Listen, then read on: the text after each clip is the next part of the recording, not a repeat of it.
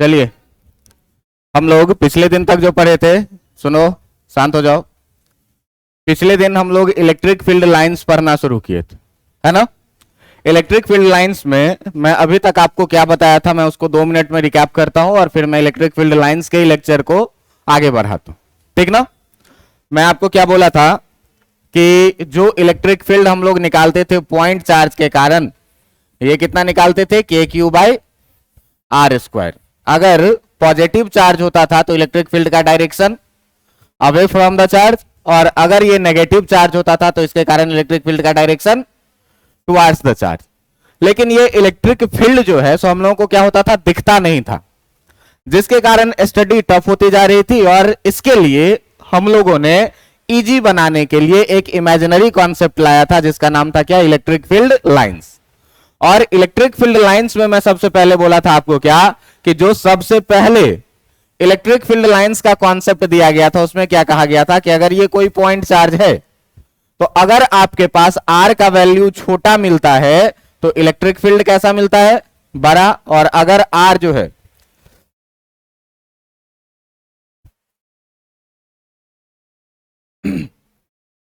ये R और electric field के बारे में क्या बोला था आपको कि ये इनवर्सली प्रोपोर्शनल है ना। मतलब R बढ़ेगा तो इलेक्ट्रिक फील्ड घटेगा, और अगर R घटेगा तो इलेक्ट्रिक फील्ड क्या होगा, बढ़ेगा। ये उल्टा लगा दिया हम लोगों ने, इसको क्या करना है क्या बोला था कि अगर R का वैल्यू आप बढ़ाइएगा तो इलेक्ट्रिक फील्ड क्या होता जाएगा, घटता जाएगा, और अगर R का वैल्यू घटाइएगा तो इलेक्ट्रिक फील्ड क्या होता जाएगा, बढ़ता जाएगा। इसका मतलब कि R जो है सो इनवर्सली प्रोपोर्शनल है किस चीज के, इलेक्ट्रिक फील्ड के, या हम लोग क्या कहेंगे कि जो इलेक्ट्रिक फील्ड है ये इनवर्सली प्रोपोर्शनल है किस चीज के, R² के, है ना। तो इसमें सबसे पहले क्या कॉन्सेप्ट दिया गया था कि वेक्टर से आप दिखाइए। तो शुरू में R का वैल्यू क्या है, चार्ज के पास कम है तो इलेक्ट्रिक फील्ड क्या होगा, ज्यादा। तो जिसको बड़े एरो से दिखाइए और फिर इसके बाद क्या करते जाइए, धीरे धीरे आप अपने एरो का लेंथ क्या करते जाइए, छोटा करते जाइए, ऐसा बताया गया था, है कि नहीं। लेकिन ये कॉन्सेप्ट कहीं ना कहीं अच्छा नहीं लग रहा था, क्यों कि अगर ये एक वेक्टर है तो इस वेक्टर का लेंथ अगर हम फिक्स कर दें, इसका मतलब इसके हर पॉइंट पे जो इलेक्ट्रिक फील्ड का मैग्नीट्यूड होगा वो हम लोग एक जैसा कंसीडर करना पड़ेगा। लेकिन आप देखेंगे कि हर एक पॉइंट के लिए R का वैल्यू क्या है, अलग अलग है। और जब R का वैल्यू भाई अलग अलग है तो हर जगह पर क्या होगा, इलेक्ट्रिक फील्ड भी क्या होगा, अलग अलग होगा। तो ये कॉन्सेप्ट कहीं ना कहीं बहुत उचित नहीं था। तो हम लोगों ने क्या किया कि बताया, कॉन्सेप्ट बदल करके क्या, कि पॉजिटिव चार्ज के कारण अगर हम लोगों को इलेक्ट्रिक फील्ड देखना है तो इसके कारण जो इलेक्ट्रिक फील्ड हम लोग देखते थे वो कैसा देखते थे, रेडियली आउटवर्ड डायरेक्शन में देखते थे। रेडियली आउटवर्ड का मतलब चार्ज से निकलेगा बाहर के तरफ और किधर तक जाएगा, ये इनफाइनाइट तक जाएगा। और इनफाइनाइट तक चारों तरफ जाएगा तो फिर आपके मन में सवाल आ रहा होगा कि भाई अगर ये इनफाइनाइट तक जाएगा तो यहां पर हमको कैसे पता चलेगा इलेक्ट्रिक फील्ड इंटेंसिटी के बारे में कि यहां पर इलेक्ट्रिक फील्ड कमजोर है कि इलेक्ट्रिक फील्ड स्ट्रांग है। तो आपको मैंने क्या बताया था कि किसी भी पॉइंट पे अगर हम लोग सर्कल ड्रॉ करेंगे तो आपको हर जगह पर अगर लाइन का इंटेंसिटी दिखेगा एक जैसा। लाइन के इंटेंसिटी का मतलब क्या कि कोई भी लाइन का डेंसिटी कितना अधिक है या कितना कम है। तो जहां पर लाइन एक दूसरे के पास पास है वहां पर इलेक्ट्रिक फील्ड का जो स्ट्रेंथ है, जो स्ट्रांगनेस है, जो इंटेंसिटी है वो क्या है, ज्यादा है। और जैसे जैसे दूर जाते जा रहे हैं आप देखिए कि लाइन का डेंसिटी, जो डिस्टेंस है वो क्या होता जा रहा है, कमता जा रहा है। क्रॉड कमता जा रहा है, मतलब दूर जाने से इलेक्ट्रिक फील्ड क्या होता जाएगा, कम होता जाएगा। बात समझ में आ रहा है कि नहीं। तो पॉजिटिव चार्ज के कारण आपको निकलता हुआ बताया था और नेगेटिव चार्ज में आकर के मिलता हुआ। और ये रेडियली, तो रेडियली में मैं आपको कुछ प्रॉपर्टीज भी दिखा रहा था साथ साथ में कि पॉजिटिव चार्ज के कारण इलेक्ट्रिक फील्ड रेडियली निकलेगा और इनफाइनाइट तक जाएगा। नेगेटिव में ठीक इसको क्या किए थे, एरो को रिवर्स कर दिए थे, इनफाइनाइट से आएगा और चार्ज के सरफेस पर आकर के क्या होगा, मिलेगा, ठीक ना। इसमें फिर मैं कुछ बातें आपको बताया था क्या, कि जो डेंसिटी होता है लाइन का, जो लाइन का डेंसिटी मतलब लाइन कितना नजदीक नजदीक है या कितना दूर दूर है, ये बताता था क्या कि इलेक्ट्रिक फील्ड स्ट्रांग है कि वीक है। अगर लाइन एक दूसरे के करीब करीब है इसका मतलब स्ट्रांग है, और अगर लाइन एक दूसरे के दूर दूर है इसका मतलब इलेक्ट्रिक फील्ड क्या है, वीक है। इतना बात मैं आपको बताया था।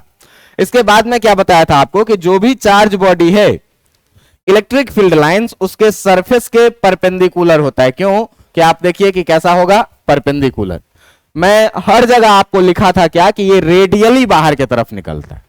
तो रेडियली का मतलब क्या कि रेडियस के जैसे, और हम लोग बचपन के क्लास में ये बात पढ़े होंगे कि अगर कोई सर्कल है और सर्कल पे अगर हम लोग कहीं पर टेंजेंट ड्रॉ करेंगे और इस टेंजेंट को अगर हम लोग देखेंगे तो इस टेंजेंट का अगर बात करेंगे तो सेंटर से अगर रेडियस इस पॉइंट पर आकर के मिलेगी तो ये रेडियस कैसा होता था, इस पर परपेंडिकुलर। और फील्ड लाइंस के बारे में मैं क्या बोला हूं कि रेडियली बाहर निकला है, रेडियली बाहर निकला है तो हर जगह पे ये सरफेस पे कैसा होगा, सरफेस पे कैसा होगा, परपेंडिकुलर हो। ये बात तक करवा दिया था।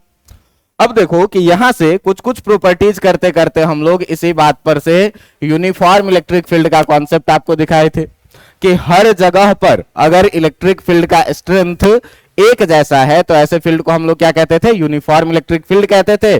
और यूनिफॉर्म इलेक्ट्रिक फील्ड को दिखाने के लिए हम लोग इक्विडिस्टेंट पैरेलल लाइंस का यूज करते थे। बात समझ में आ रहा है कि नहीं? इसके बाद आपको सिंगल आइसोलेटेड पॉजिटिव चार्ज के कारण इलेक्ट्रिक फील्ड चार्ज से निकलेगा इनफाइनाइट तक जाएगा दिखाया था। सिंगल आइसोलेटेड नेगेटिव चार्ज के कारण मैं आपको इलेक्ट्रिक फील्ड का डायरेक्शन दिखाया था कि ये कहां से इनफाइनाइट से आएगा और रेडियली चार्ज में क्या होगा, मिलेगा। इतने बातों पर हम लोगों ने पिछले दिन तक डिस्कशन किया था इलेक्ट्रिक फील्ड लाइंस के बारे में। बात समझ में आ रहा है कि नहीं? आज से देखो कि हम लोग कुछ और प्रॉपर्टीज के बारे में आज से डिस्कशन करेंगे और ये प्रॉपर्टीज जो है आज का ये इंपॉर्टेंट प्रॉपर्टीज हो जाता है।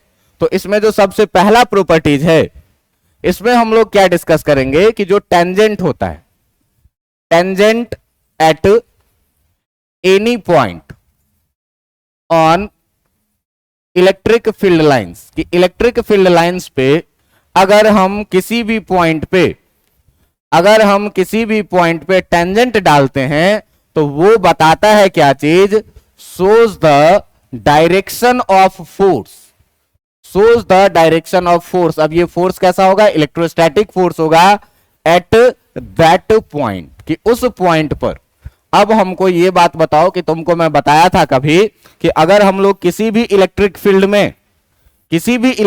में हम किसी चार्ज पार्टिकल को रखते हैं तो उस पर एक फोर्स लगता है, कितने का, क्यूई का। पॉजिटिव चार्ज है तो इलेक्ट्रिक फील्ड के डायरेक्शन में और नेगेटिव चार्ज है तो इलेक्ट्रिक फील्ड के अपोजिट डायरेक्शन। तो फील्ड में हमको फोर्स का डायरेक्शन अगर हमको पता करना रहे तो कैसे पता करेंगे, इसके लिए ये एक बहुत इंपॉर्टेंट प्रॉपर्टी है और ये बताता है क्या कि अगर आपको इलेक्ट्रिक फील्ड लाइंस में किसी भी जगह पर आपको फोर्स का डायरेक्शन निकालना है तो उस पॉइंट पर क्या करिए, टेंजेंट ड्रॉ करिए और टेंजेंट का जो डायरेक्शन होगा वही क्या बताएगा, फोर्स का डायरेक्शन। मान लो कि ये कोई सा इलेक्ट्रिक फील्ड लाइंस है, इस डायरेक्शन में गई है, निश्चित रूप से इधर कोई पॉजिटिव चार्ज होगा जहां से ये निकला होगा और इधर किसी नेगेटिव चार्ज में ये जाकर के क्या हुआ होगा, मिला होगा। अब यहां पर आपको क्या कह दे कि हम दो या दो से अधिक पॉइंट का बात करेंगे। एक पॉइंट मान लो ये है ए, एक पॉइंट मान लो यहां पर है कोई सा पॉइंट बी और एक पॉइंट है कोई यहां पर, तो क्या कह देंगे, सी। अब इस तीनों पॉइंट पे आपसे क्या पूछा जाए कि बताइए कि फोर्स का डायरेक्शन क्या क्या होगा। मतलब अगर हम यहां पर किसी चार्ज पार्टिकल को रखेंगे तो ये चार्ज पार्टिकल कैसा फोर्स एक्सपीरियंस करेगा, किस डायरेक्शन में फोर्स एक्सपीरियंस करेगा। तो आपको करना क्या है कि इस पॉइंट पर टेंजेंट ड्रॉ कर देना है। अब देखिए कि टेंजेंट ड्रॉ करेंगे तो एक तो इस तरफ एरो हो सकता है, दूसरा बात हो सकता है कि सर ये टेंजेंट का एरो नीचे की तरफ भी हो सकता है। तो ध्यान रखने वाली ये बात है कि जब भी फील्ड लाइंस निकलेगी तो फील्ड लाइंस का एक प्रॉपर डायरेक्शन होगा, क्या कि पॉजिटिव चार्ज से निकलेगी और नेगेटिव चार्ज में जाकर के मिलेगी। तो आप देख रहे हैं कि ये वाला जो एरो है ये दिखा रहा है फील्ड लाइंस के डायरेक्शन को। तो आपको जो एरो का हेड रखना है वो इसी डायरेक्शन में रखना है, टेंजेंट ड्रॉ करना है और इसी डायरेक्शन में रखना है। मतलब कि अगर बात करेंगे ए पॉइंट पर फोर्स का डायरेक्शन तो ये डायरेक्शन होगा किसका, फोर्स का। कौन बता रहा है, टेंजेंट। अगर हमको बी पॉइंट पे फोर्स निकालना है तो बी पॉइंट पे फोर्स निकालने के लिए क्या करेंगे कि बी पॉइंट पे हम लोग टेंजेंट ड्रॉ करेंगे और यही जो टेंजेंट का डायरेक्शन होगा यही टेंजेंट क्या दिखाएगा, फोर्स बी, कि बी पॉइंट पे किस डायरेक्शन में फोर्स लगेगा। अगर सी पॉइंट पे निकालना है तो आप क्या करेंगे, सी पॉइंट पे टेंजेंट ड्रॉ करेंगे और जो टेंजेंट का डायरेक्शन होगा यही क्या बताता है आपको, फोर्स का डायरेक्शन। बातें समझ में आ रही है कि नहीं? मतलब कहीं भी अगर आपको फील्ड लाइंस दिया हुआ हो और वहां पर फोर्स का डायरेक्शन निकालने के लिए बोला जाए तो आप सीधा सीधा क्या करेंगे, उस पॉइंट पर टेंजेंट ड्रॉ करेंगे फील्ड के डायरेक्शन में। जो टेंजेंट का डायरेक्शन होगा वही डायरेक्शन क्या बताएगा, फोर्स का डायरेक्शन बताएगा। इतना बात समझ में आ रहा है? अब यहां से एक बहुत ही इंपॉर्टेंट प्रॉपर्टी निकल के आती है इसी कॉन्सेप्ट पर बेस्ड, और ये 2 नंबर का एक क्वेश्चन भी होता है जो जनरली 10th क्लास में पूछा जाता था। क्या कि 10th क्लास में आपसे मैग्नेटिक फील्ड लाइंस के बारे में पूछा जाता था। हम लोगों के सिलेबस में इलेक्ट्रिक फील्ड भी है और आगे जब चलेंगे तो मैग्नेटिक फील्ड भी है, तो वहां भी सेम चीज पढ़ाए होंगे। आप लोग पढ़े होइएगा क्या कि 2 magnetic field lines never intersect each other. Why? क्यों नहीं कट करता है? बात समझ में आ रहा है कि नहीं? तो इसी तरीके से यहां पर भी एक प्रॉपर्टीज है, और ये प्रॉपर्टी क्या कहता है आपका, ये प्रॉपर्टी क्या कहता है कि 2 इलेक्ट्रिक फील्ड लाइंस, कि जो 2 इलेक्ट्रिक फील्ड लाइन है आपका, ये कभी भी एक दूसरे को क्या करेगा, कट नहीं करेगा। Lines never intersect each other, कभी भी एक दूसरे को ये क्या करेगा, कट नहीं करेगा। Never intersect each other. अब क्यों नहीं कट करेगा, तो ये चीज पर जो है सो आपको थोड़ा सा सुनना है, सीखना है और समझना है चीजों। देखो भाई कि अगर किसी एक बॉडी पर हम क्या करें, 2 फोर्स लगाएं या 3 फोर्स लगाएं, तो वो बॉडी पर जो नेट फोर्स लगेगा वो किसी ना किसी एक डायरेक्शन में लगेगा। इस चीज को हम लोग कहां से देखते थे, तो पीछे कूलॉम्स लॉ पे या इलेक्ट्रिक फील्ड निकालने के लिए हम लोग क्वेश्चन करते थे। तो क्वेश्चन क्या करते थे कि स्क्वायर लिए, स्क्वायर के कॉर्नर्स पे चार्ज रख दिए, Q1 Q2 Q3 कुछ भी, और बोले क्या कि बताओ कि किसी एक चार्ज पर कितना फोर्स लगेगा। तो फोर्स तो ये भी लगाता था, अगर मान लो इसको पहला मान लो, इसको दूसरा मान लो, इसको तीसरा मान लो, और तीनों मान लो कि पॉजिटिव चार्ज ही है थोड़ा देर के लिए, तो यहां पर भी एक पॉजिटिव चार्ज होता था, तो यहां पे पहला वाला भी फोर्स लगाता था इस डायरेक्शन में F1, दूसरा वाला लगाता था इस डायरेक्शन में कितना, F2, तीसरा वाला भी लगाता था किधर, इस डायरेक्शन में F3।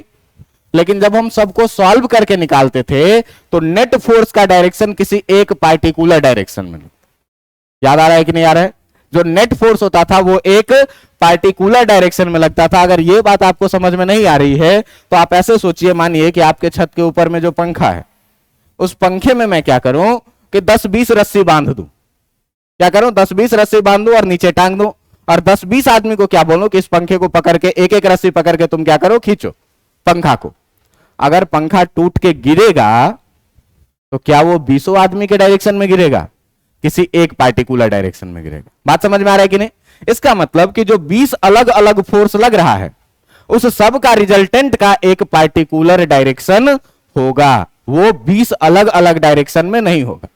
बात समझ में आ रहा है कि नहीं? तो अभी हम लोग पढ़े हैं क्या भाई कि जो 2 इलेक्ट्रिक फील्ड लाइंस है वो एक दूसरे को नहीं काटेगा। क्यों नहीं काटेगा, उसके लिए इससे पहले हम लोग क्या पढ़े हैं कि किसी भी पॉइंट पर अगर आपको फोर्स का डायरेक्शन चाहिए तो इसके लिए आप क्या करेंगे, टेंजेंट ड्रॉ करेंगे, और टेंजेंट ही क्या करेगा, इस पॉइंट पे रिजल्टिंग फोर्स का डायरेक्शन आपको बताएगा। बात समझ में आ रहा है कि नहीं?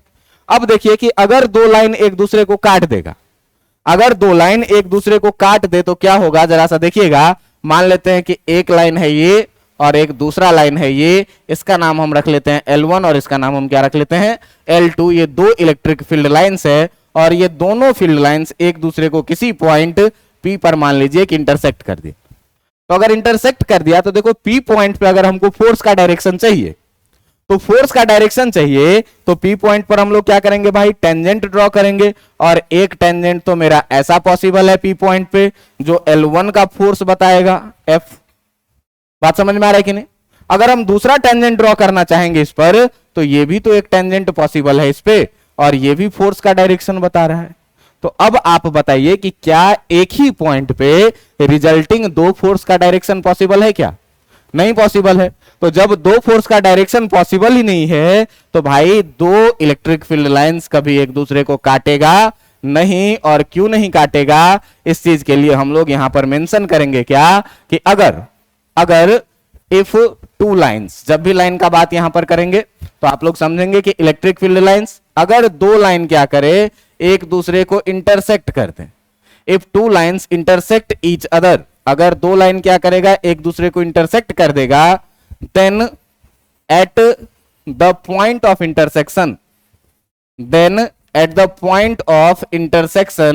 पॉइंट ऑफ इंटरसेक्शन पे क्या होगा कि देयर इज 2 टेंजेंट पॉसिबल। यहां पर 2 टेंजेंट पॉसिबल होगा, there is 2 tangent possible, 2 tangent possible होगा। और ये दोनों टेंजेंट जो है दिखाएगा क्या चीज, which shows which shows two different direction of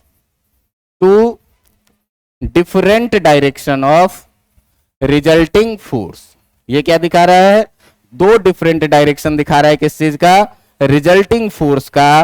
और रिजल्टिंग फोर्स का दो डिफरेंट डायरेक्शन एक पार्टिकुलर पॉइंट पे कभी पॉसिबल हो ही नहीं सकता है। अभी मैं आपको पंखे वाला एग्जांपल दिया था क्या, कि अगर हम 20 आदमी, 50 आदमी या 100 आदमी अलग अलग डायरेक्शन में भी अगर हम पंखे को खींचे तो जो नेट फोर्स लगेगा वो किसी एक डायरेक्शन में। जब पंखा टूट के गिरेगी तो किसी एक पार्टिकुलर डायरेक्शन में। अब किधर गिरेगी?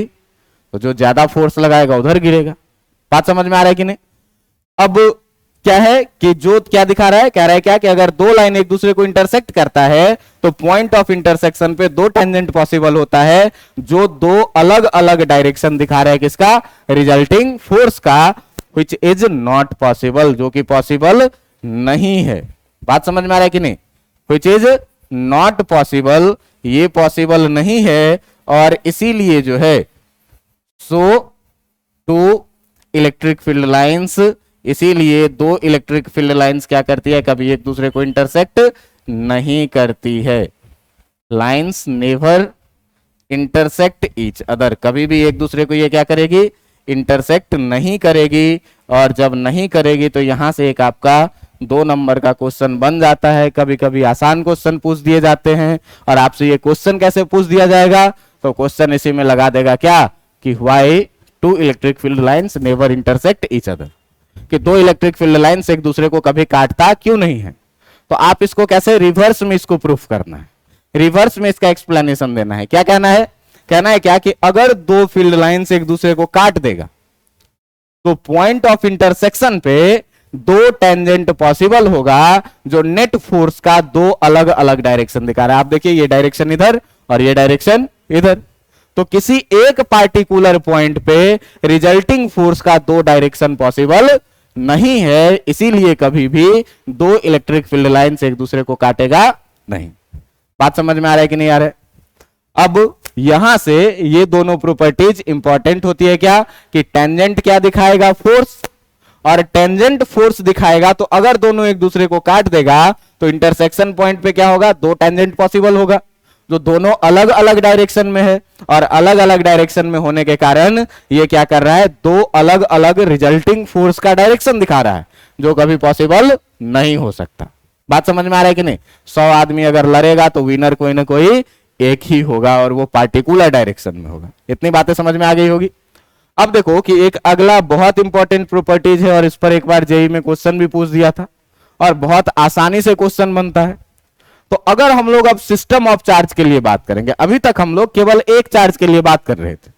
अगर दो या दो से अधिक चार्ज पार्टिकल के लिए बात करेंगे तो कहानी में थोड़ी सी अच्छाई आएगी और आपको ये चीज थोड़ा थोड़ा सीखना पड़ेगा। बात समझ में आ रहा है कि नहीं? तो कहता है क्या कि for the system of charge, for the system of charge, system of charge के लिए जो इलेक्ट्रिक फील्ड लाइन से आपका, जो इलेक्ट्रिक फील्ड लाइन से आपका, electric field lines are symmetric about, are symmetric about the line joining the charges, symmetric about the line joining the charges, कि line joining charges को जो लाइन ज्वाइन करेगा उसके सिमेट्रिक होगा इलेक्ट्रिक फील्ड लाइंस। इसका मतलब क्या हुआ कि मान लो अपने पास कि दो चार्ज है, एक चार्ज है ये प्लस क्यू और एक दूसरा चार्ज है क्या? ये माइनस क्यू। आप ये बात जानते हैं बहुत अच्छे से कि पॉजिटिव चार्ज से इलेक्ट्रिक फील्ड लाइंस निकलती है और नेगेटिव चार्ज में जाकर के क्या होती है? ये मिलती है। तो अगर दो चार्ज है, एक प्लस क्यू और एक माइनस क्यू, तो दोनों को ज्वाइन करने वाला लाइन कुछ ऐसा होगा जो इधर भी इनफाइनाइट तक और इधर भी कहां? इनफाइनाइट तक। अब मान लो कि अगर हम एक लाइन ड्रॉ करें, एक लाइन हम अगर ड्रॉ करें यहां से कि पॉजिटिव से निकला और नेगेटिव में जाकर के मिला, तो दूसरा लाइन ऐसा नहीं होगा, इसके सिमेट्रिक होगा, इसका ठीक मिरर इमेज। बात समझ में आ रहा है कि नहीं? जैसा ऊपर वैसा ही किधर नीचे, यहां से निकलेगा नेगेटिव में जाकर के मिलेगा, तो इसका मिरर इमेज इधर भी यहां से निकलेगा, इसके नेगेटिव में जाकर के मिलेगा। यहां से अगर निकलेगा तो यहां पर आकर के मिलेगा, तो यहां भी क्या होगा, इधर से निकलेगा और इधर आकर के क्या होगा आपका, इधर आकर के क्या होगा आपका, ये मिलेगा। बातें समझ में आ रही है कि नहीं? मतलब क्या कि लाइन ज्वाइनिंग चार्जेस के अबाउट हमेशा ही इलेक्ट्रिक फील्ड लाइंस क्या होगा, सिमेट्रिक होगा। ये चीज आपको क्या करना है, एकदम ध्यान में रखना है। बात समझ में आ रहा है? अब यहां तो मैं एग्जैक्ट क्वांटिटी का लिया हूं, इसीलिए इससे पहले मैं आपको कभी बता चुका हूं क्या कि चार्ज जितना हैवी होगा वो उतना स्ट्रांग इलेक्ट्रिक फील्ड बनाएगा। आपको एक क्वेश्चन याद होगा लास्ट क्लास का, जिसमें मैं क्या बोला था आपको कि एक 3 कूलम का चार्ज है और एक क्यू चार्ज है -q, और ये था 3q या जो भी था, q1 q2 हम लोग लिखे थे। आपको याद होगा कि यहां पर था q1, यहां पर था q2, और आपको मैं दिखाया था कि यहां से 2 लाइन इसमें जाकर के मिली है और यहां से और भी लाइंस निकली थी, और मैं आपको बोला था क्या कि q1 और q2 का रेशियो बताओ कितना होगा। बात समझ में आ रहा है कि नहीं? तो वहां पर हम लोग फील्ड लाइंस गिन करके किए थे, और वहां मैं आपको दिखाया भी था क्या कि जो जितना बड़ा चार्ज होगा उससे उतना अधिक नंबर ऑफ लाइंस निकलता है। तो नंबर ऑफ लाइंस निकलने से क्या होता है कि इसके ओरिएंटेशन में भी क्या होती है, चेंजिंग आती है। कि कहीं पर बहुत ज्यादा भीड़ है तो तनाव क्या होगा, ज्यादा होगा, और कहीं पर बहुत कम भीड़ है तो वहां पर तनाव क्या होगा, कम होगा। बात समझ में आ रही है कि नहीं? तो इसी बेसिस पर जेई कैसा क्वेश्चन पूछता है, इस पर जरा सा ध्यान दीजिएगा। कहा क्या क्वेश्चन में कि अगर कोई भी चार्ज जो है, मान लो एक है +q कैपिटल में और एक है क्या, स्मॉल q, और ये कह क्या रहा है कि ये +q और ये स्मॉल q जो है सो कुछ इस तरह का इलेक्ट्रिक फील्ड बनाता है। ये है आपका मान लीजिए -q, तो इसके बारे में क्या कर रहा है कि ये जो इलेक्ट्रिक फील्ड बना रहा है ये कुछ ऐसा इलेक्ट्रिक फील्ड बना रहा है। बात समझ में आ रहा है? तो बताइए कि इसका कंप्लीट जो है सो डायग्राम, इलेक्ट्रिक फील्ड लाइंस का डायग्राम कौन सा है। और इसके ऑप्शन में आपके साथ दे दिया था क्या कि अगर ये है आपका +q और ये है आपका -q, तो इसके बारे में आपको क्या कह दिया था कि ये जो है सो कुछ इस तरह का और ये जो है सो कुछ इस तरह का होगा। ऑप्शन बी आपके पास क्या दे दिया था, ऑप्शन बी आपके पास दे दिया था कि अगर ये है +q ये है -q, तो आपको क्या कह दिया कि एक लाइन आपको दिया हुआ है जो कुछ इस तरह का है, तो दूसरा लाइन जो है सो कुछ इस तरह का होगा। एक ऑप्शन सी आपके पास दे दिया था क्या कि भाई ये है तुम्हारा +q और ये है क्या तुम्हारा -q, तो ये जो लाइन्स है सो ये यहां से ज्यादा उठा हुआ है, यहाँ कम उठा हुआ है, तो ये यहां से ज्यादा उठेगा, यहाँ कम होगा। एक ऑप्शन ये दे दी थी आपको। और जो लास्ट ऑप्शन था, ये ऑप्शन था कैसा, तो ये था +q और ये था क्या -q, और बोला क्या आपको कि अगर ये यहां से इस तरह से जा रहा है तो ये भी यहां से इस तरह से जा रहा है। अब बताइए कि इसमें से कौन सा ऑप्शन सही है? डी ऑप्शन सही है। क्यों कि हमेशा ही इलेक्ट्रिक फील्ड लाइंस में आपको क्या देखना है कि लाइन ज्वाइनिंग चार्जेस के अबाउट सिमेट्रिक है कि नहीं है। तो ये वाला तो सिमेट्रिक नहीं है, ये वाला भी सिमेट्रिक, ये वाला भी सिमेट्रिक, लेकिन इसको अगर हम देखेंगे तो ये लाइन ज्वाइनिंग चार्ज के जैसा ऊपर है वैसा ही नीचे भी है, तो ऑप्शन ये क्या हो जाएगा, सही हो जाएगा। और इस तरीके से बहुत छोटा छोटा ट्रिकी क्वेश्चन बनता है। बात समझ में आ रहा है कि नहीं? तो इसमें था क्या, क्वेश्चन में था क्या कि complete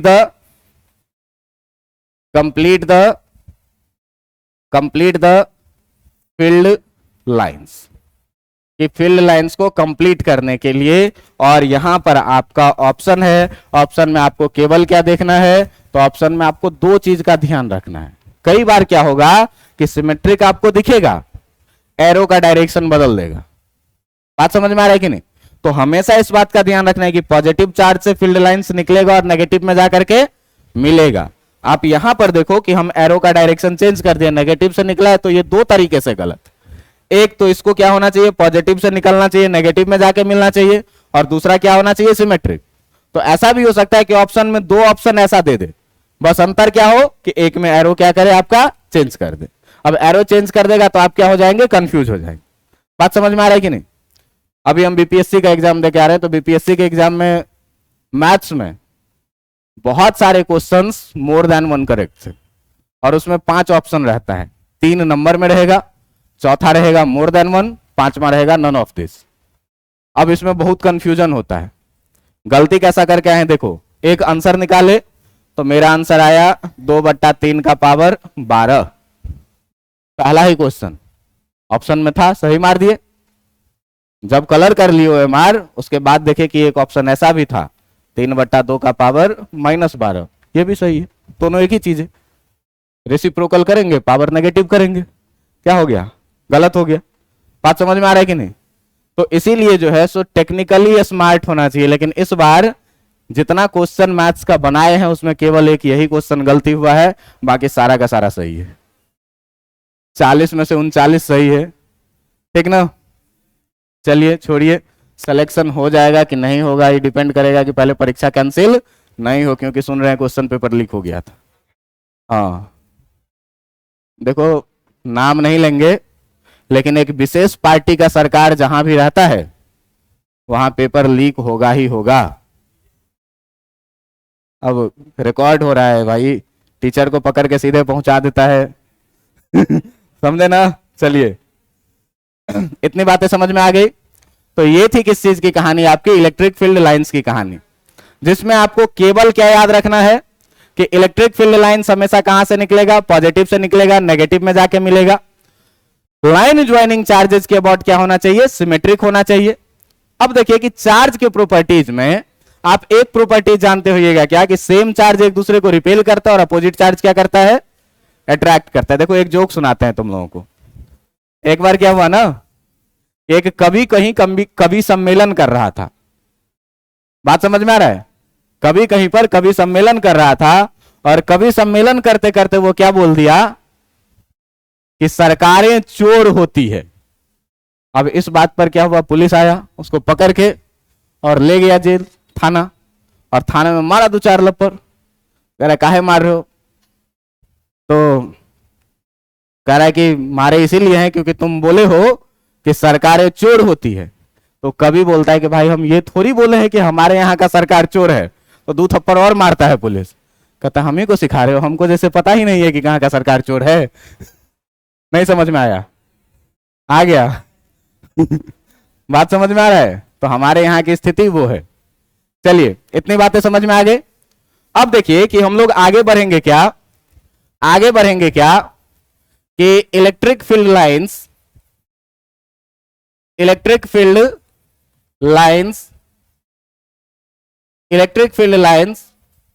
due to system of a positive and a negative charge. हम लोगों को क्या देखना है, इलेक्ट्रिक फील्ड लाइंस देखना है। किसके कारण? तो चार्ज का एक सिस्टम है जिसमें एक पॉजिटिव चार्ज है और दूसरा क्या है, नेगेटिव चार्ज। बात आपको केवल इतना याद रखना है कि चार्ज के नजदीक में लाइन क्रॉडेड रहेगा जो अधिक इलेक्ट्रिक फील्ड को दिखाएगा। चार्ज से जैसे जैसे दूर जाएंगे आर का वैल्यू बढ़ता जाएगा, इलेक्ट्रिक फील्ड क्या होता जाएगा। तीसरा बात आपको क्या बताया है कि लाइन ज्वाइनिंग द चार्जेस के अबाउट फील्ड सिमेट्रिक होना चाहिए। और आपको एक बात और याद रखना है ये कि सेम चार्ज एक दूसरे को रिपेल करती है और अपोजिट चार्ज क्या करती है, अट्रैक्ट करती है। तो इतना चीज आपको फील्ड्स में दिखना चाहिए। बात समझ में आ रहा है? अभी फिलहाल अपने पास जो है वो है क्या, तो एक पॉजिटिव चार्ज है और एक कैसा चार्ज है, नेगेटिव चार्ज। तो देखो कि मान लेते हैं क्या कि ये है +Q और यहां पर जो है सो है क्या, -Q। ये अपने पास 2 चार्ज है और ये दोनों चार्ज मिलकर के फील्ड लाइंस कैसा बनाएगा जो हम लोगों को देखना है। बात समझ में आ रही है? तो देखो कि मैं तुमको क्या बताया हूं कि पॉजिटिव से निकलेगा, नेगेटिव में आकर के मिलेगा। कैसे? रेडियली, सरफेस से परपेंडिकुलर। दूसरा बात मैं क्या बताया हूं कि लाइन के अबाउट क्या होना चाहिए, सिमेट्री। तीसरा बात क्या कि चार्ज के पास में फील्ड का इंटेंसिटी स्ट्रांग होगा, लाइन नजदीक नजदीक, और जैसे जैसे चार्ज से दूर जाते जाएंगे क्या होता जाएगा, लाइन थोड़ा थोड़ा दूर होता जाए। अब देखिए जरा सा ध्यान से कि अगर मैं एक फील्ड लाइंस बनाऊं कुछ इस तरह से, तो पॉजिटिव से निकला, नेगेटिव में जाकर के मिला। यहां भी ये पॉजिटिव से निकला और नेगेटिव में जाकर के मिला। आपको सिमेट्रिक दिख रहा है क्या? सिमेट्रिक दिख रहा है। चार्ज के पास में दोनों जगह देखिए कि लाइंस नजदीक नजदीक है, इसका मतलब स्ट्रांग फील्ड है। और चार्ज से जैसे जैसे दूर गए हैं, चार्ज से जैसे जैसे दूर गए हैं, लाइंस की डिस्टेंस क्या होती गई है, बढ़ती गई है। इसका मतलब फील्ड इंटेंसिटी क्या होता गया है, घटता गया है। अगर हम यहां पर दूसरा लाइन बनाना चाहें तो दूसरा लाइन भी कैसा बनेगा, इस तरह का। तो भाई नीचे भी कैसा बनेगा, इस तरह का, सिमेट्रिक। तीसरा लाइन आप यहां भी बना सकते हैं, तीसरा लाइन आप यहां भी बना सकते हैं। अच्छा, सिमेट्रिक में अगर हम एक सीधा लाइन भी बना दें तो इससे कोई आपत्ति नहीं होना चाहिए। बात समझ में आ रहा है कि नहीं? आपको दिख रहा होगा कि बीच में लाइंस का डिस्टेंस अधिक है, जो ये बता रहा है कि वीक फील्ड है। और चार्ज के पास में आप देखिए कि क्राउडिंग है। चार्ज के पास में क्या है? क्राउडिंग है, जो बता रहा है क्या कि चार्ज के नजदीक में क्या है? स्ट्रांग फील्ड है। इस तरीके से आप अगर देखेंगे तो इधर जो है सो इधर इनफाइनाइट नंबर ऑफ लाइंस निकलेगा, और ये सारे लाइंस ऐसे घूम करके जाकर के कहां पर मिलेगा? नेगेटिव में आकर के ये सारे लाइंस क्या हो जाएंगे? नेगेटिव में आकर के ये सारे लाइंस क्या हो जाएंगे? मिल जाएंगे। और इस तरीके से आपको ये लग रहा होगा क्या कि ये दोनों एक दूसरे को अट्रैक्टिव इन नेचर भी दिख रहा है। बात समझ में आ रहा है कि नहीं? कैसा दिख रहा है? अट्रैक्ट कर रहा है। जैसे लाइन के अबाउट सिमेट्रिक भी है, चार्ज के पास में डेंसिटी अधिक है, जो ये बता रहा है क्या कि चार्ज के नजदीक में जो फील्ड है वो कैसा है? स्ट्रांग है। और चार्ज से जैसे जैसे दूर जाते गए हैं लाइंस के बीच का डिस्टेंस क्या होता गया है? बढ़ता गया है, जो ये बता रहा है क्या कि फील्ड कैसा होता जा रहा है? वीक होता जा रहा है। सारी बातें इंफॉर्मेशन मिल रही है यहां से। तो ये एक इमेजिनरी कॉन्सेप्ट है जो चार्ज के नेचर के बारे में, फील्ड के नेचर के बारे में, फोर्स के बारे में सारी जानकारी दे रही। अब तुमको हम यूनिफॉर्म इलेक्ट्रिक फील्ड में चार्ज रखेंगे तो फोर्स का डायरेक्शन बताए थे। अब देखो कि ये नॉन यूनिफॉर्म इलेक्ट्रिक फील्ड है, हर जगह एक जैसा नहीं है। यहां पर डेंसिटी ज्यादा है, यहां पर डेंसिटी क्या है? अब तुमसे पूछा जाए क्या कि भैया बताइए कि अगर हम यहां पर एक चार्ज प्लस क्यू रख देंगे तो इस प्लस क्यू पर फोर्स किधर के तरफ लगेगा? तो फिर हम लोग क्या करेंगे? अब इधर उधर के तरफ नहीं कहेंगे। अगर यहां पर चार्ज रख देंगे तो भैया फोर्स किधर के तरफ लगेगा? तो अब टेंजेंट ड्रॉ करेंगे, और टेंजेंट बताएगा क्या कि फोर्स किस डायरेक्शन में लगेगा। बात समझ में आ रहा है कि नहीं? तो ये सारी चीजें जो है सो आपको क्या करना है? एक एक करके ध्यान में रखना है कि अगर दो पॉजिटिव चार्ज है या दो चार्ज है जिसमें एक पॉजिटिव और एक नेगेटिव है, तो उसके कारण जो इलेक्ट्रिक फील्ड बनेगा ये कुछ इस तरह का बनेगा। और इसमें सारी चीजें आप ध्यान से देख रहे हैं कि ये सारे कैरेक्टेरिया को फुलफिल कर रहा है। चार्ज के पास अधिक डेंसिटी भी है, सिमेट्रिक भी है कि नहीं?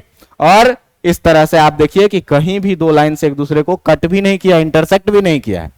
अच्छी बात यह है कि आपको यहां पर एक चीज देखना होगा क्या कि ये जो इलेक्ट्रिक फील्ड लाइन है ये कभी क्लोज लूप नहीं बना रहा है। क्लोज लूप बनाने का मतलब क्या हुआ कि यहां से चलता यहां जाता और फिर दूसरा लाइन में एरो पलट के इधर आ जाता, तो क्या हो जाता है? ये एक क्लोज लूप बना लेता। जैसे देखो कि अगर मैं बोलूं क्या कि इस तरीके से देखो, यहां से गए और यहां से वापस आ गए, ये कैसा लूप है? क्लोज लूप है। लेकिन अगर मैं ये कहूं कि यहां से एक गया और दूसरा यहां से गया, यहां मिल गया, ये क्लोज लूप है क्या? तो आप कहिएगा कि नहीं है, ये दोनों अलग अलग चीज है। बात समझ में आ रहा है कि नहीं? हम ही जाए और घूम फिर के फिर से यहां आ जाए तो हम एक क्लोज लूप बनाएंगे, लेकिन हम यहां से वहां जाए और तुम वहां से यहां आओ तो क्लोज लूप बनेगा नहीं। बात समझ में आ रहा है कि नहीं? तो आप यहां पर एक इंपॉर्टेंट प्रॉपर्टी ये ध्यान में रखेंगे फील्ड लाइंस का, क्या कि जो इलेक्ट्रिक फील्ड लाइंस होता है वो कभी भी क्लोज लूप नहीं बनाता है। बात समझ में आ रहा है कि नहीं? क्या याद में रखना है आपको? ध्यान में ये बात रखना है क्या कि जो आपका इलेक्ट्रिक फील्ड लाइंस है, जो आपका इलेक्ट्रिक फील्ड लाइंस है, electric field lines never forms क्या? Closed loop. जबकि आपको यही चीज जब हम मैग्नेटिज्म में पढ़ाएंगे, मैग्नेटिक फील्ड लाइंस, तो वहां आपको सिखाएंगे क्या कि magnetic field lines close loop बनाता है। अगर आप 10th क्लास में पढ़े होइएगा बार मैग्नेट, तो आपको याद होगा कि कोई भी मैग्नेट का एक नॉर्थ पोल होता है और एक कैसा पोल होता है? साउथ पोल होता है। वहां पर आप सीखे होइएगा क्या कि जो फील्ड लाइंस होती है वो मैग्नेट के बाहर नॉर्थ से निकलती है और साउथ में जाके, लेकिन मैग्नेट के अंदर ये साउथ से किधर की तरफ होती है? तो देखो कि ये एक क्लोज लूप फॉर्म कर रहा है। तो मैग्नेटिक फील्ड लाइंस में और इलेक्ट्रिक फील्ड लाइंस में बस एक इसी पॉइंट का अंतर है। हम तुमको वहां पर ऐसे याद करवा देंगे क्या? नॉर्थ पोल को तुम पॉजिटिव मान लो और साउथ पोल को क्या मान लो?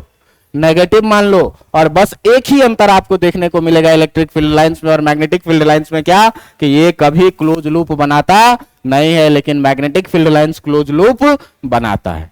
बात समझ में आ रही है कि नहीं? चलिए आगे बढ़ते हैं और देखते हैं क्या कि अगर हम लोगों को देखना है electric field lines due to, कहोगे कि अगर सर एक ही नेचर का रहे तब, दोनों पॉजिटिव रहे तब या दोनों नेगेटिव रहे तब क्या होगा। तो इसमें तुमको दिख रहा था क्या कि ये दोनों अट्रैक्टिव दिख भी रहा है कि एक दूसरे की तरफ अट्रैक्ट हो रहा है, लेकिन अगर दोनों सेम चार्ज रहेगा तो ये क्या करेगा, एक दूसरे को रिपेल करेगा। अब रिपेल करेगा तो कैसे रिपल्सन की बातें बनेगी, इसके लिए देखो हम लोग देख रहे हैं क्या, हम लोग देख रहे हैं क्या, electric field lines due to system of two positive charge लेते हैं। हम लोग दो पॉजिटिव चार्ज के कारण देखना चाहते हैं कि इलेक्ट्रिक फील्ड लाइंस कैसा बनेगा। तो देखो पिछले बार हमारे पास दोनों का दोनों चार्ज जो था वो दोनों का दोनों कैसा था, अपोजिट साइन का था, एक पॉजिटिव और एक नेगेटिव। तो पॉजिटिव से हम निकालते थे और नेगेटिव में ले जाकर के हम क्या करते थे, फील्ड लाइंस को मिला देते थे। लेकिन अब की बार अपने पास जो दोनों चार्ज है वो दोनों चार्ज है कैसा, पॉजिटिव। आपको दिखना क्या क्या चाहिए, तो चार्ज के नजदीक में आपको फील्ड स्ट्रांग दिखना चाहिए। आपको दिखना क्या चाहिए कि लाइन ज्वाइनिंग द चार्जेस के अबाउट सिमेट्रिक दिखना चाहिए। और ये दोनों सेम चार्ज है तो आपको दिखना कैसा चाहिए, रिपल्सिव दिखना चाहिए। बात समझ में आ रहा है कि नहीं। तो इसके लिए आपको क्या करना है, तो सबसे पहले इसके ठीक बीचों बीच आपको एक लाइन ड्रॉ कर देना है। और इस लाइन को जब आप ड्रॉ कर दीजिएगा तो आप जानते हैं कि electric field lines positive charge से निकलेगा और नेगेटिव में जाके, अगर नेगेटिव नहीं है तो इनफाइनाइट पे कहीं जाके मिलेगा। बात समझ में आ रहा है कि नहीं। यहां दोनों का दोनों क्या है, पॉजिटिव है। तो यहां हम ये नहीं कर सकते कि यहां से निकालेंगे और यहां ले जाकर के क्या करेंगे, मिला देंगे। बात समझ में आ रहा है कि नहीं। अब देखो कि दोनों बराबर बराबर का योद्धा है, यहां मैं हूं और वहां मेरी वाली है, हम जाकर के मिल लेंगे। लेकिन अगर यहां मैं हूं और उधर मेरी वाली का कोई मेरे ही टाइप का है तो फिर हम मिलने जाएंगे क्या, नहीं ना जाएंगे। क्या होगा, अगर कभी सामने आ भी जाएंगे, जरा सा ध्यान दो, अगर कभी सामने आ भी जाएंगे तो ऐसे आएंगे और इधर से ये इस रास्ते और हम। बात समझ में आ रहा है कि नहीं। अब देखो यहां पर रोमांटिक लव स्टोरी कैसे चलेगा। यहां पर पॉजिटिव से फील्ड लाइंस निकलेगा और पॉजिटिव से फील्ड लाइंस निकलेगा और कुछ इस तरीके से जाएगा। आप देखिए कि पॉजिटिव से निकलेगा और कुछ इस तरीके से जाएगा। यहां भी पॉजिटिव है, ये भी क्या होगा, निकलेगा और कुछ इस तरीके से जाएगा, लेकिन मिलेगा कभी एक दूसरे से नहीं, रिपल्सिव आपको दिख रहा हो। बात समझ में आ रहा है कि नहीं। यहां से भी निकलेगा और क्या होगा, आपको रिपल्सिव दिख रहा है क्या, कि ये मिलेगा नहीं। अब ये ऐसा एक ही लाइन होगा क्या, नहीं, ऐसे ऐसे ढेरों लाइन होंगे जो यहां से निकलेंगे इनफाइनाइट तक जाएंगे, यहां से निकलेंगे और इनफाइनाइट तक जाएंगे। आप देखिएगा ध्यान से तो आपको ये सारे लाइंस सिमेट्रिक भी दिख रहे होंगे। लाइन ज्वाइनिंग द चार्जेस के अलॉन्ग क्या है, सिमेट्रिक भी है, एक दूसरे से मिल भी नहीं रहा है, रिपल्सिव दिख रहा है कि ये दोनों में क्या हो रहा है, रिपल्सन हो रहा है। अब जरा सा बात को याद करना कि मैं तुमको बताया था कभी क्या कि अगर दो चार्ज है और दोनों पॉजिटिव है, सेम साइन का है, तो ठीक बीच में कहीं पर क्या होता है, एफ नेट 0 होता है या इलेक्ट्रिक फील्ड क्या होता है, 0 होता है। बताया था कि नहीं बताया था, बताया था कि नहीं बताया था।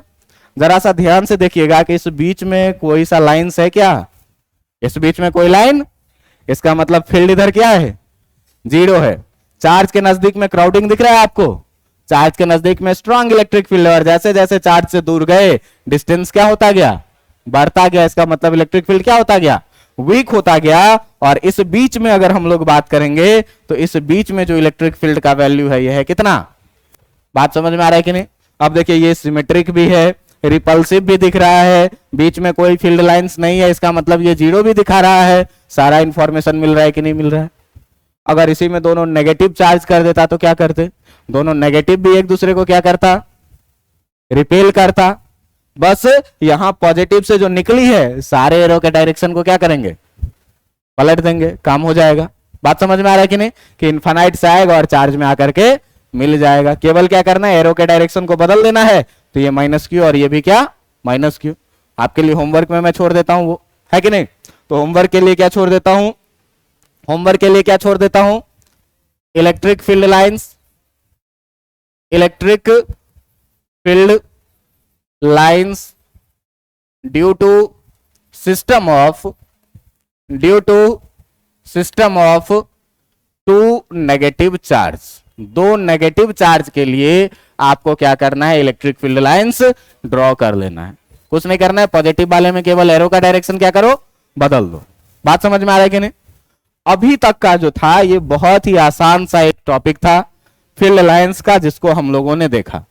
डिफरेंट डिफरेंट चार्ज डिस्ट्रीब्यूशन के लिए हम लोगों ने डिफरेंट डिफरेंट देखा। अच्छी बात यह है कि अगर यहां पर तुम देखो कि चार्ज का मैग्नीट्यूड सेम रखें तो सेम लाइन निकालें। अगर यहां कोई बड़ा चार्ज हो, वहां कोई छोटा चार्ज, बात समझ में आ रहा है कि नहीं? तो बड़ा चार्ज होगा तो यहां से अधिक लाइन निकलेगा, छोटा चार्ज होगा तो वहां से कम लाइन निकलेगा। बातें समझ में आ रही है कि नहीं? इन सब चीजों का थोड़ा सा ध्यान रखते हुए आगे बढ़ते हैं। और ये जो अगला टॉपिक है आपके लिए, ये बहुत ही इंटरेस्टिंग टॉपिक है, इंपॉर्टेंट टॉपिक है। बात समझ में आ रहा है कि नहीं? अब बहुत ही इंटरेस्टिंग टॉपिक है, इंपॉर्टेंट टॉपिक है, जिसका नाम है क्या? जिसका नाम है क्या? Electric dipole. जिसका नाम है क्या? Electric dipole. अब ध्यान देना कि ये इलेक्ट्रिक डाइपोल क्या होता है। आप लोग केमिस्ट्री में थोड़ा बहुत डाइपोल का नाम सुने होइएगा, और केमिस्ट्री से हम लोगों का डाइपोल थोड़ा सा अलग डायरेक्शन में जाएगा। केमिस्ट्री में तुम लोग डाइपोल मोमेंट का डायरेक्शन किधर लेते हो? पॉजिटिव से नेगेटिव कि नेगेटिव से पॉजिटिव? पॉजिटिव से नेगेटिव। उल्टा ले रहा है। डाइपोल मोमेंट जहां इलेक्ट्रोनेगेटिविटी तुम लोग देखते होगे या जो भी, पॉजिटिव से नेगेटिव, ये सही बोल रहे हो। यहां हम लोग उल्टा डायरेक्शन लेते हैं फिजिक्स में। बात समझ में आ रहा है? फिजिक्स में आपको दो जगह ऐसा देखने को मिलेगा जहां पर हम लोग क्या करते हैं, डायरेक्शन उल्टा लेते हैं।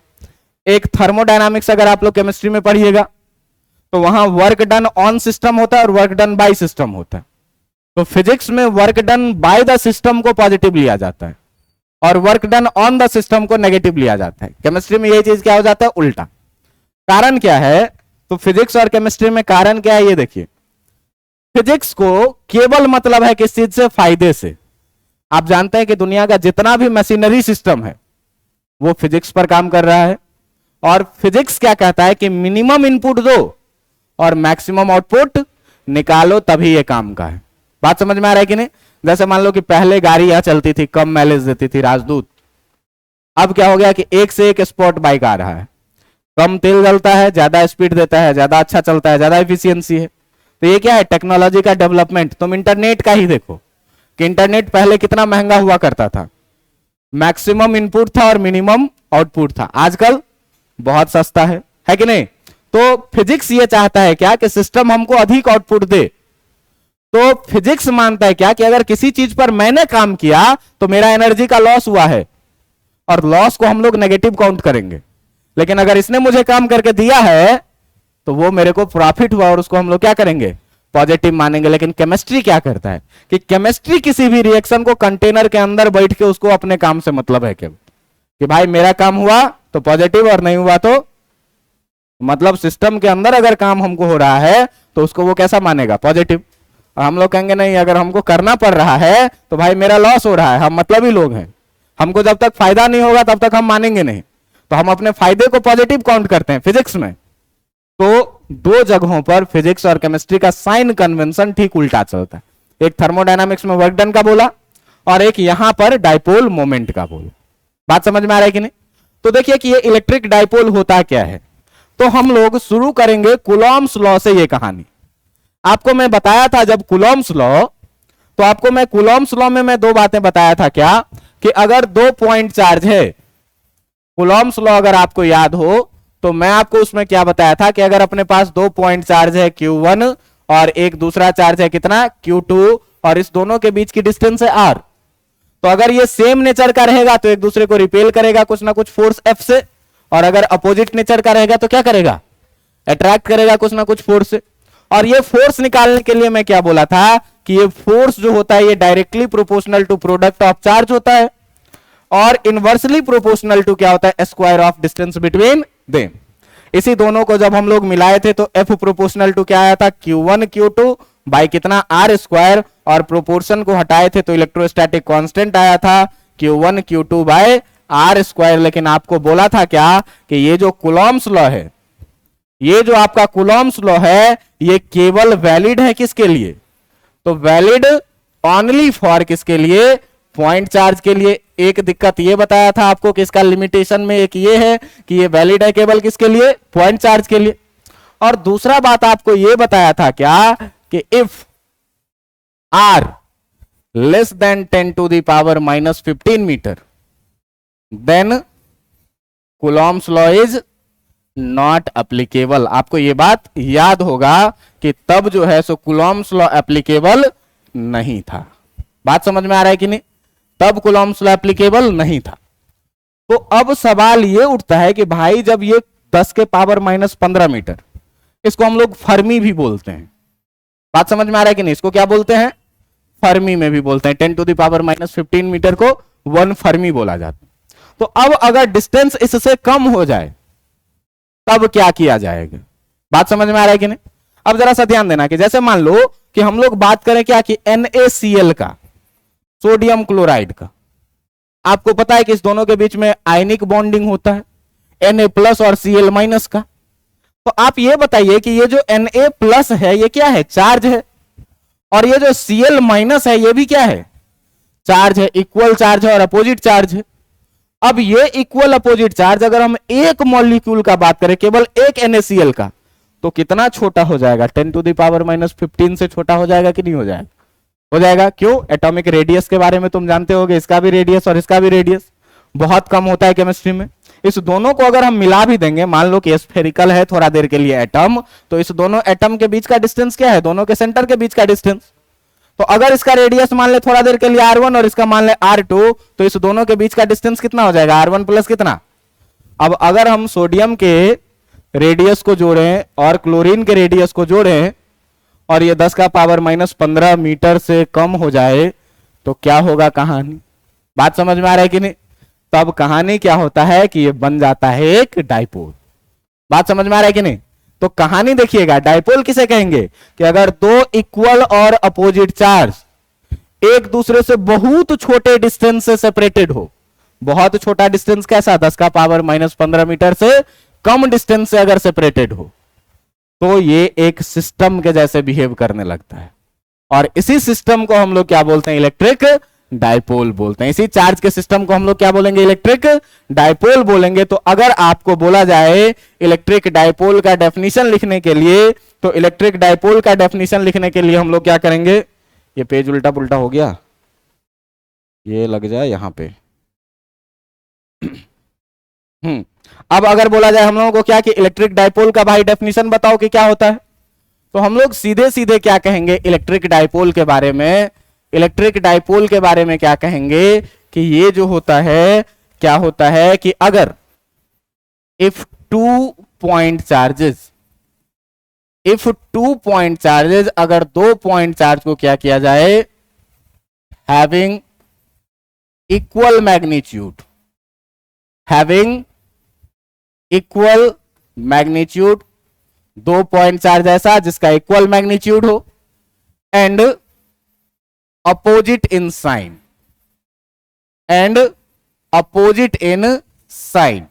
इसका मतलब क्या हुआ? अपोजिट साइन, इसका मतलब क्या कि एक अगर पॉजिटिव रहेगा तो दूसरा कैसा रहेगा? नेगेटिव रहेगा। Are placed very closed, very closed का मतलब कितना? Less than 10⁻⁻15 metre. अगर दो इक्वल चार्ज को और अपोजिट चार्ज को एक दूसरे को बहुत क्लोज रख देंगे, बात समझ में आ रहा है कि नहीं? कितना क्लोज? 10⁻⁻15 मीटर से कम। तब इस सिस्टम को हम लोग क्या कहते हैं? देन अब एक चार्ज नहीं है, ये है क्या? System of charge. Then the system of charge is said,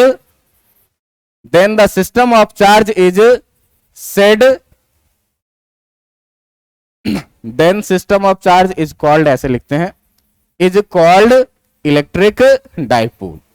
तब हम लोग इस सिस्टम ऑफ चार्ज को क्या बोलते हैं? इलेक्ट्रिक डाइपोल बोलते हैं। देख लो जरा सा ध्यान से कि अगर हम लोग बनाना चाहें एक डाइपोल, तो यहां पर 10⁻⁻15 मीटर से छोटा डिस्टेंस दिखाना पॉसिबल तो नहीं है, लेकिन कोशिश करेंगे थोड़ा सा डाइपोल बनाने का। मान लीजिए क्या कि ये दो चार्ज है, इस दोनों चार्ज के बीच का डिस्टेंस जो है सो कुछ इस तरीके से हम लोग दिखाएंगे। और ये दोनों चार्ज जो होना चाहिए कैसा? एक होगा +Q तो दूसरा होगा कैसा? -Q। आप देखिए कि ये दोनों चार्ज इक्वल इन मैग्नीट्यूड है और अपोजिट इन डायरेक्शन है। और इस दोनों के जो बीच के डिस्टेंस को हम लोग दिखाते हैं डाइपोल के केस में, इसको दिखाते हैं कितने से, 12 से। और ये 12 का वैल्यू कितना है, 10 का पावर -15 मीटर से कम। तो अगर देख लो कि छोटा सा ये हम इसका सेंटर मान लें, बीच का भाग, तो यहां से यहां तक का भी डिस्टेंस कितना होगा, और यहां से यहां तक का भी डिस्टेंस कितना होगा, L। और इसी पूरे सिस्टम को हम लोग क्या कहेंगे, और इसी पूरे सिस्टम ऑफ चार्ज को हम लोग क्या कहेंगे कि ये जो सिस्टम ऑफ चार्ज है ये क्या है, इलेक्ट्रिक डाइपोल है। अब यहां पर कूलॉम्स लॉ से फोर्स आप निकाल नहीं सकते हैं। बात समझ में आ रहा है कि नहीं? तो अब इलेक्ट्रिक डाइपोल का एग्जांपल अभी मैं एक दिखाया था आपको, क्या, NaCl में। आप ऐसे ही देखिए, H2O आप देखते होइएगा। अगर हम लोग एग्जाम्पल का बात करें, तो एग्जाम्पल में आप देखिए, एक तो क्या बोला कि Na+ और Cl-, ये दोनों भी मिलके क्या बनाएगा, एक डाइपोल बनाएगा। आपको अगर पता हो H2O के बारे में, तो H2O का तुमको स्ट्रक्चर अगर याद होगा, तो ये ऑक्सीजन के साथ 2 हाइड्रोजन ऐसे रहता है और ऊपर में 2 लोन पेयर ऐसा रहता है, 105 डिग्री का एंगल बनता है। बात समझ में आ रहा है कि नहीं? अब आपको पता है कि हाइड्रोजन कैसा आयन होता है, प्लस, और ये भी हाइड्रोजन कितना, 1+। बात समझ में आ रही है कि नहीं? ऑक्सीजन का क्या नेचर होता है, ऑक्सीजन का कैसा नेचर होता है, 2 नेगेटिव का। अब तुम बताओ कि H2O में अगर तुम पढ़े हुए होगे तो इसका बाउंड लेंथ जो होता है ऑक्सीजन और हाइड्रोजन का, 10 का पावर -15 मीटर से क्या होता है, कम होता है। तो आप देखिए कि ये 2 इक्वल चार्ज का एक सेट बन गया कि नहीं, अपोजिट चार्ज का, और दोनों के बीच का डिस्टेंस भी कैसा हो गया, 10 का पावर -15 मीटर से कम। तो ये एक डाइपोल बनाया। इसी तरीके से ये भी क्या किया, एक डाइपोल बनाया। बात समझ में आ रहा है कि नहीं? दूसरा चीज अगर आप देखेंगे, कार्बन डाइऑक्साइड का नाम आपने सुना होगा, CO2। कार्बन डाइऑक्साइड कैसा होता है भाई, ये रहा कार्बन, 2 ऑक्सीजन लगाता है कितने डिग्री पे, 180 डिग्री पे, है ना। 2 ऑक्सीजन लगाता है कितने पे, 180 डिग्री पे। अब देखो कि कार्बन का टेंडेंसी क्या होता है, 4+ का।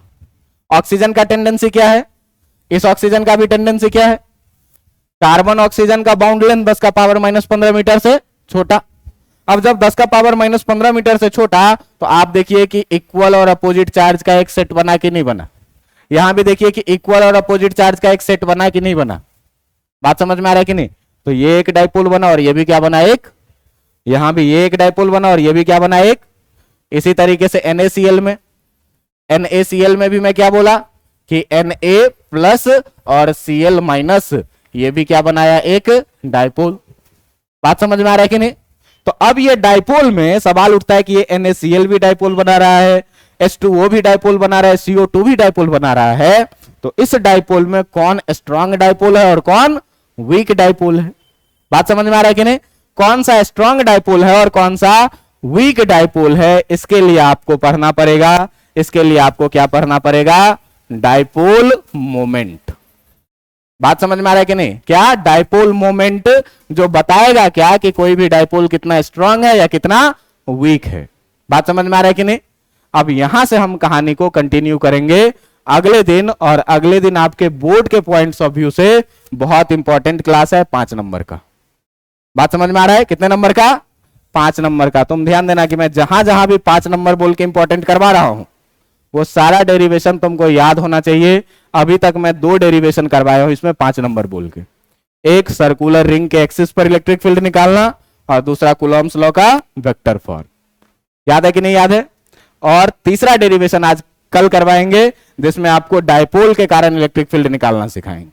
और पहले पढ़ेंगे डाइपोल मोमेंट, तो 2 नंबर में डाइपोल मोमेंट भी कई बार पूछ देता है। फिर हम लोग धीरे धीरे इसके कारण इलेक्ट्रिक फील्ड निकालना सीखेंगे। और इतना चीज आप पढ़ के आइएगा। मैं उम्मीद करूं कि फील्ड लाइंस की सारी कहानी आपके समझ में आ गई होगी। इलेक्ट्रिक डाइपोल का बेसिक डेफिनेशन आपको समझ में आ गया होगा। अगले दिन से हम लोग क्या सीखेंगे कि कोई भी डाइपोल कितना स्ट्रांग है या कितना वीक है, इस बात का पता हम लोग कैसे लगाएंगे। बात समझ में आ रहा है कि नहीं? चलो, काफी आज के लिए, है ना?